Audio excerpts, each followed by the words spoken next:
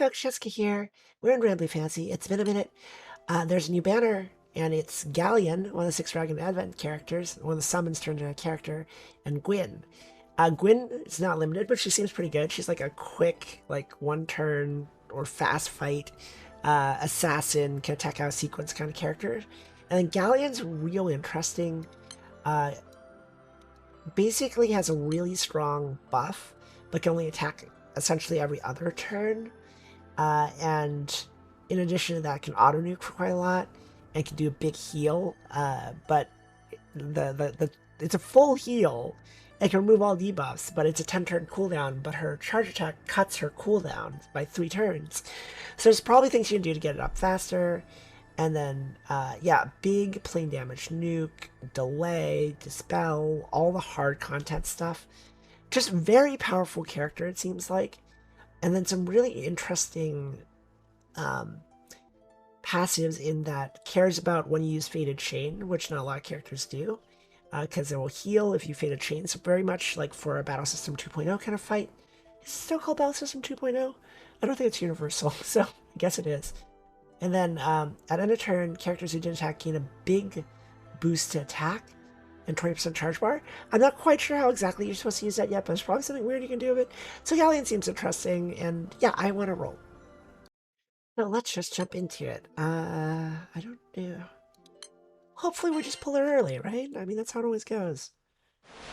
Early Galleon. Call it a day. Call it... Is that 3 fucking... Is that 3... fucking... Okay, 3 rainbow crystals on that pull at the very end, so 8, 9, 10. Could we hit a Gwyn and a Galleon in the same pull on our first 10? Is surely that... Is that too much to ask? No! You shoot for the stars and the moon.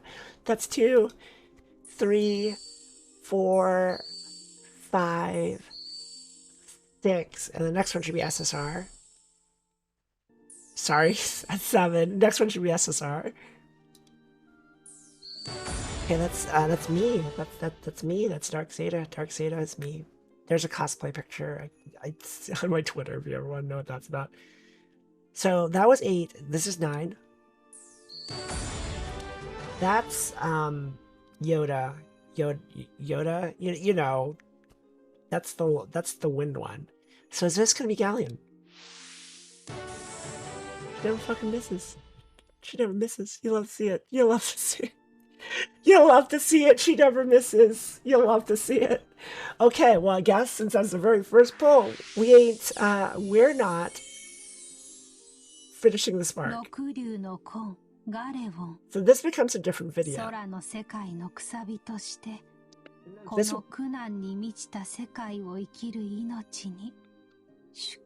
She talks very slowly. Very slowly. Okay, so I was originally going to do the full spark as a video, but that was the first pull, and whew, that was a good first pull. So we got Galleon in 1, so I'm not going to really worry about trying to finish the spark, because literally like the first 10 pull. So I guess this video will be a brief first impressions of Galleon once I get around to cutting that part of it. Let's go. Okay. It's the next day, we're in the GBF Wiki. Also, happy Pride, as you can tell from the GBF Wiki logo switching over to a rainbow. I appreciate the gesture, I really do. So, happy Pride to all you LGBTQIA plus folks watching this. So, Galleon, she is Earth Element. She is other race. She's one of the 6 dragons. The 6 dragons are, oh boy, are we doing this? Fidel is the dark one, Luwa is the light one, Vilnius is the fire one, Wamdas is the water one, Iriar is the wind one, and Galleon is the earth one. There we go, nailed it. Her specialty staff and her gender is other, and her style is balanced. I believe all of the 6 dragons are other gender, which, yeah, it fits for Pride Month. But yeah, let's talk about what she does. Okay, her charge attack is Terrestrial Pulse. It does 450% earth damage to a foe. Nothing special there. It's not like otherworld damage or a really huge amount. It's just a standard charge attack. Is a 3-turn cut to Galleon's skill cooldown set, which is quite a large cut, and you do want to cycle her skills as fast as possible because they're pretty good, so, you know, it's good to charge attack for as fast as possible. Blessed Kiss is her 1, This is a 10-turn cooldown, so again, you want to cut this. And it grants another Earth ally Landslides Blessing. Let's just jump into looking at what that buff does right now. It'll make it a lot easier. So Landslide's Blessing gives this buff here. 50% Earth attack up, pretty large. 100% def up, pretty large. Guaranteed double attack. We prefer triple, but you know, double is better than nothing. 1% debuff resistance up, pretty useful. 20% bonus Earth damage effect, so it's an echo. She cannot grant Landslide's Blessing to herself, and when you apply this, it removes. Well, sorry, let me not get ahead of myself. So once you apply it, when you apply it again, it does something different. So one thing I want to know about the buff, though, before we move on to that part, is the duration's indefinite. So you want to get this up on everybody, hence you want to charge attack pretty quick to get it reset so you can cast it on everybody. Because altogether, that is a significant buff because it lasts forever, but it will take some time to get rolling. And I think that really highlights Galleon is meant for longer fights, especially hard fights. I'm going to assume this does not work on full auto also, so probably not. This is probably not really good on full auto, but for a long hard fight, yeah, someone like Galleon's great. So when you use it again on someone that's already got it, it's going to heal 100% of their HP, healing cap 10,000, which is significant. And it's also going to remove all debuffs. I was covering that, but there you go. Removes all debuffs.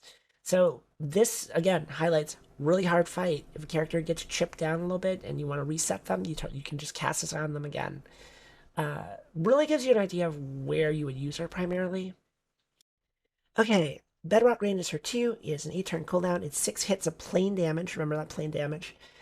To random foes based on 10% of the current foe's HP. Its damage cap is 666, 666, lots of sixes. It removes a buff from all foes, it delays all foes, and when Gold's Foundation is in effect, it will activate automatically every 4 turns. We'll get back to that. So thing to know, this is very good anywhere you need plain damage. So like examples would be like if you need to beat an Omen on many bosses, this is consistently going to be a reliable amount of damage because it's plain damage. And then in addition to that, there's lots of things like the trials on Lucilius, because Lucilius has a plain damage trial, which you need to do plain damage to remove. It's going to be good for any of those hard technical fights where you need the ability to consistently deal a certain amount of damage. And it's a lot of damage. Don't get me wrong. Don't get it twisted. It's going to be like, it's almost 4 million damage, right? But it's not going to be something that's really amped up by your grid. She's not going to be one of those characters throwing like 7 million damage nukes every single turn like Swimsuit Kamihira or any of the many characters that do that now, the many characters that we have that do that. So she's not like this full auto beast or anything, but that's still pretty good. Okay, Gold's Foundation. This one's an interesting one. As you can see, no cooldown, no duration. It's basically a buff that's indefinite that you can activate and then you never have to worry about again. So I'll read you directly what it does. While it's in effect, it's 100% attack up, 300% defense up. That's a very large number. 100% damage cap up. That's a tremendous amount. Debuff immunity flat out, guaranteed triple attack, and she's gonna auto cast Bedrock Rain every 4 turns, which again, remember, it will delay and it will dispel in addition to doing a good chunk of damage. But, because if that's all this did, this thing would be absolutely obscene. It's already pretty obscene, but just vulgar in its power. The thing that balances is you can't attack on a turn after attacking.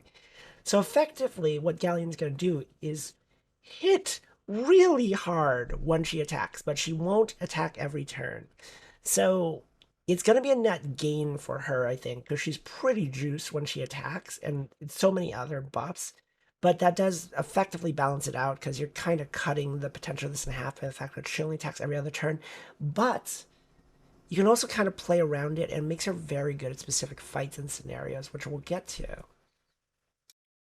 So I should also mention Gold's Foundation can only be applied to herself. She can only cast the Gold's Foundation on herself. You can't apply it to the whole team. That would be pretty wild if you could. But if you want something similar for the whole team, her passes are really important.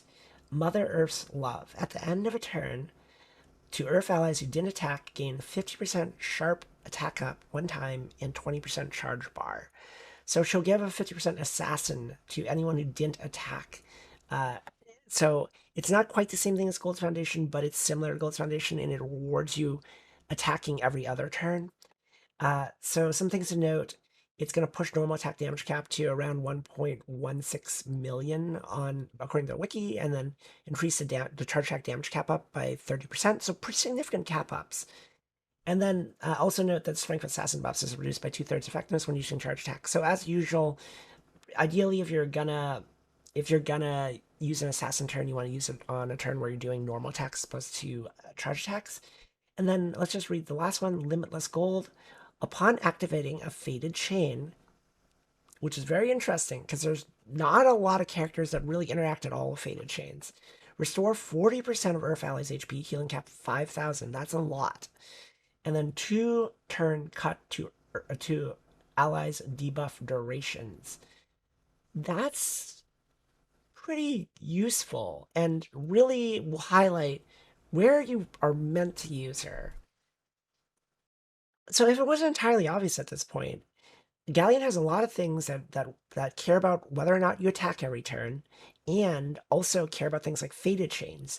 So if it's not immediately obvious, she's for Battle System 2.0 fights. In fact, she is perhaps the most tailored for Battle System 2.0 fights I've ever seen a character. Because even if you look at her Bedrock Rain, it's kind of made to solve omens, right? It's plain damage, it's a lot of skill damage, it's a consistent amount of damage, it removes a buff and it delays. Like, those are all things that you want in a thing that solves an omen for you. So yeah, really good in that regard. But also consider, so you might be thinking, oh, so she attacks every other turn, so she'll benefit from her buffs that require you to attack every other turn. That makes sense, right? But really, the added bonus is if you're fighting an enemy in Battle System 2.0 and you need to defend on everybody, because if you guard on that turn, guarding on that turn makes you not attack, triggers the buffs, right? So that's kind of nuts because it negates a lot of the loss of a turn by holding your attacks for a guard. Makes that much more tantalizing like option for a hard fight. And then in addition to that, if you're fighting a boss that CCs you, like if a boss petrifies you for a turn or stuns your turn or whatever, takes away a turn, then you're going to hit harder the next turn to kind of make up for that. And then if you've got characters that self-stun themselves, then, you know, all that interacts with her to bolster them in a very roundabout way that we don't really have a lot of in Granblue. So it's pretty exciting. And then all their stuff is just really good for a hard fight. Like all the buffs that you don't have to reapply, and the fact that she can full heal, full clear, and heals and reduces cooldowns on a Fated Chain, just perfect for Battle System 2.0 fights. But yeah, let's just jump in one, and then we can talk about there. Okay, I don't normally talk too much about character weapons, but I actually want to take a detour here and talk about Landslide Scepter, Galleon's weapon, because this is significant. This might be the first time in a long time where Highlander Earth is not the most meta option anymore. I know, that's wild to say, because Highlander Earth has been meta forever, for years, ever since came out, basically. So if you're not familiar, Highlander is when you're running only one of each copy of a weapon in your grid. So you can't have any duplicates, basically. And you're usually running Scales of Dominion, which is a Dark Staff that gives a bonus to damage cap and various other bonuses if all your weapons are different. So that's Highlander. But Earth double dips into Highlander because Kame, the Arcana Invoker, has the same effect, essentially a different version, but essentially the same effect as a passive in the back row. So you're running double Highlander, essentially, with Earth, and it gets you a very high damage cap, and gets you a lot of passive buffs, and that's super strong. But, for the first time, there's a weapon that kind of runs completely counter to that. So Landslide Scepter, the main thing you care about in it is Amber Resonator. So just to read out what the skill does, it's a 40% boost to Earth Allies attack, 25% boost to defense, 7% boost to special damage cap when 3 or more of the same weapon is equipped. So potentially, you could run 3 of these, and then run, like, if you wanted, like 3 Ichigo Kita Furies or something, and then just have like the super dense grid of duplicate weapons. This is completely mutually exclusive Highlander. Completely mutually exclusive. You can't do them both. You're probably sending Kame back to the basement. Kame will never leave the basement again if you're using this grid. But if you're using 3 of these things, that should be math. 120% Earth Island's attack, 75% defense, and then 20% special damage cap up. It caps at 20%. You can't bring it beyond that. In addition to, you're running 3 Ichigos, which a lot of damage on its own. And if you fully uncap this thing, then it gives you HP and attack as well. You probably get away with just running 0-star versions of these and not take too much of a hit, because you're losing mostly just the attack and HP skill. Obviously, you want to fully uncap them if you're doing that. But that is a legitimate option. And I need to see some numbers. I would be surprised if that wasn't better than a Kame Highlander grid, or at least equivalent. And, you know, you can mix it up. Like, I think what matters is you run 3 of these things. It's a tall order. It's a tall order. It's a brand new Grand weapon. So you're probably pulling real hard on this banner if you want 3 of them. Or you're going to acquire them over time, which is more what I'm going to do. I didn't want to just go all in to try and, like, pull 3 of these things. I didn't want to go that far in. I don't necessarily think it's going to be miles ahead of Earth Highlander, but I think it's going to be ahead. I would suspect. Someone needs to hit me the math on that. And that's exciting, because, again, Earth has been really locked in its meta for a long time. So yeah, worth talking about. Okay, for the sake of demoing her real fast, this is not a character spotlight. I just want to showcase her a little bit. I'm going to use her on Womdis, the single-player version of it, and we're going to use this team. So Luchador, I almost called it tag team. So you can use tag team on Luchador to squeak out an extra turn of attacks. You know, Luchador and assassin characters just works really well, and that's exactly how Galleon's going to function. Let's go ahead and use it. This call. Sadala, if you don't know, works really weird, but in a way that makes her ideal to run with Galleon. So she gains double strike if she doesn't attack in a turn. And also her 3 gives her a strong assassin next turn, but she can't attack this turn. So she's effectively holding her attack, and that's going to make her get buffed by Galleon, because Galleon's not going to, because she's not going to attack. So she gets Galleon buff as well. Gonna go ahead and give Blessed Kiss to Narmaya, because gay, but also because we want to protect Narmaya since she does so much damage, and then give Galleon herself buff. Gonna hold tag team, and then I'll hold Narmaya up as well, and then we're gonna actually hold attacks on everybody. That might seem weird, but remember, we get a buff for doing that. And Sadala's already not attacking because of her own buff. See, there's the buff: assassin, charge bar, assassin, charge bar, assassin, charge bar, assassin, charge bar. And that now we can go ahead and use Michael on the whole charge attacks here, because we're running assassins, and you don't really want to charge attack on turn to use assassins. And we also use Galleon's nuke here to delay this.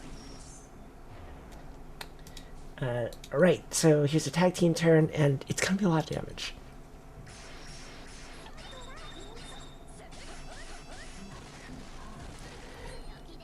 She was hitting for 3.5 million a hit, which is substantial.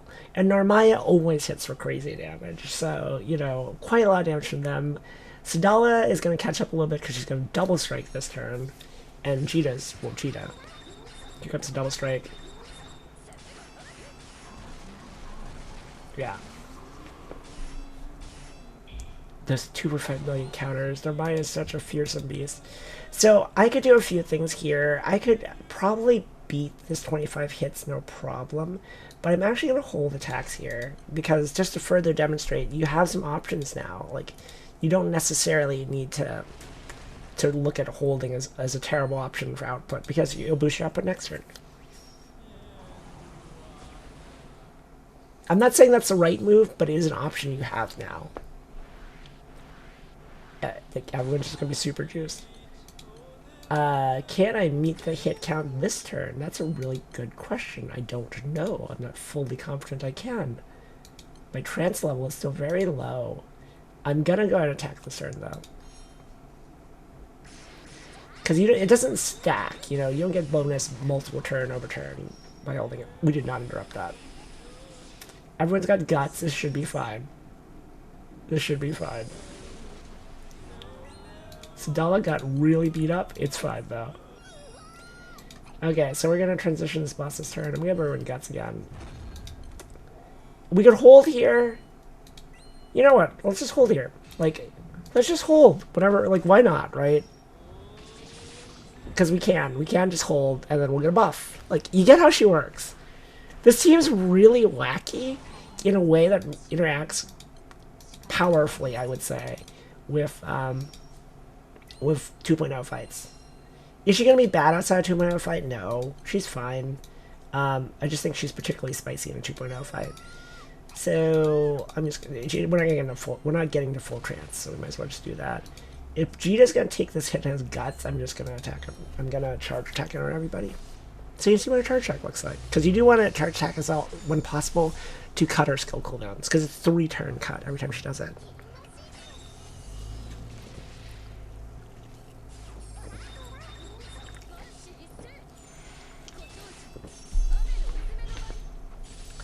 Yeah, it's a really weird team. It's powerful, though. Not in any, like, gimmicky, like, oh, I'm gonna make this thing that doesn't work way. It's, like, legitimately a good strategy for some of these fights. I think what you'll run into is if it's a fight that's not particularly hard, then it's like, okay, who cares, right? Like, you're playing slow for, like, damage gains, but, like, you'd rather just kill things quickly. Oh, that did kill Jita. Oh, well. But I think what's interesting about it is for fights that are actually hard, the benefit is rather tremendous. Let's just attack.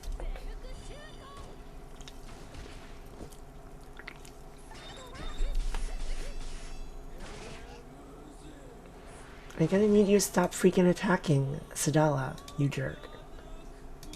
Buff Sadala. If my cat's on Narmaya, remember it's full heal instead, but Narmaya is fine. I think it's not this turn. We'll see. Galleon will attack this turn, so it'll be quite a lot of damage.